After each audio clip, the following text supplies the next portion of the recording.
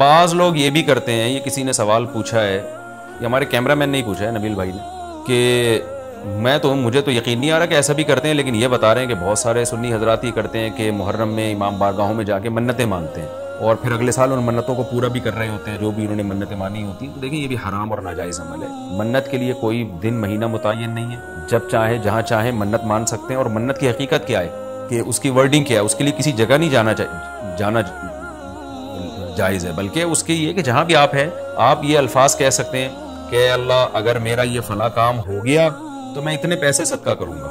ए अल्लाह अगर मेरा ये फला काम हो गया तो मैं इतने रोजे रखूंगा। ए अल्लाह अगर मेरा मरीज ठीक हो गया या मेरी बीमारी ठीक हो गई तो मैं इतनी रकत नमाज पढ़ूंगा। इस तरह की मन्नतें मानना जायज है। इसके लिए इमाम बारगाह या मस्जिद या किसी मजार पे जाना हराम है। खूब समझ लें, ये घर बैठे बैठे हो सकता है, इसका कोई जगह शरीयत ने मन्नत के लिए मुतय्यन नहीं की है। स्पेशल इस काम के लिए आप मस्जिद जा रहे हैं कि ये सोच के कि वहां जाके मन्नत मानूंगा तो शायद मुनक़िद होगी, ऐसा नहीं है। मन्नत कहीं भी हो जाती है। हाँ, कोई मस्जिद में नमाज की नीयत से जाए कि 2 रकत पढ़ के अल्लाह से दुआ मांगूंगा तो एक अलग बात है, उसके लिए मस्जिदें हैं। तो मजार तो उसके लिए भी नहीं है, वो तो वहां तो बिल्कुल ही हराम है। तो इसलिए आप बिदअत की तायद में इमाम बारगाह जाते हैं और वहां मन्नतें मानते हैं तो ये हराम है, नाजायज है। इससे मन्नत पूरी नहीं होगी, बल्कि उल्टा अल्लाह की तरफ से अजाब आ सकता है आपके ऊपर, क्योंकि अल्लाह ने जो काम जिस तरह से बताया उसी तरह से हो। तो मन्नत का असल तरीका क्या है कि इबादत की नजर, इसको अरबी में नजर कहते हैं, नजर। तो कुरान ने कहा है कि यूफून बिन नज़री व यखाफून यौमन कान शर्रुहु मुस्ततीरा। हमारे नेक बंदे जब कोई नजर मानते हैं तो उसको पूरा करते हैं। अल्लाह ने जब काम कर दिया तो वो नजर फिर आप पूरी करें।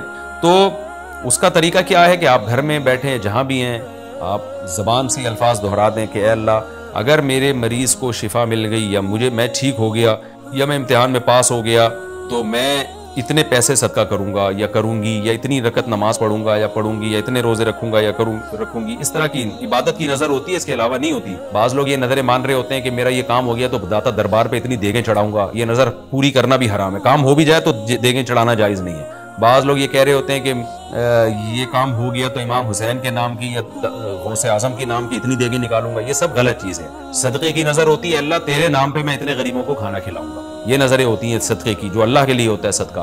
तो उसमें यह कि खाना खिलाने की, सदका खैरात की नजर हो सकती है और इबादत की नजर होती है। ये जो मज़ारों पे जाने की नजर और फलां पे जाके चढ़ावा चढ़ाऊंगा, यूं करूंगा, ऐसे करूंगा, ये जो ऊट पटांग किस्म की नजरें आ रही हैं, ये हराम है, नाजायज है।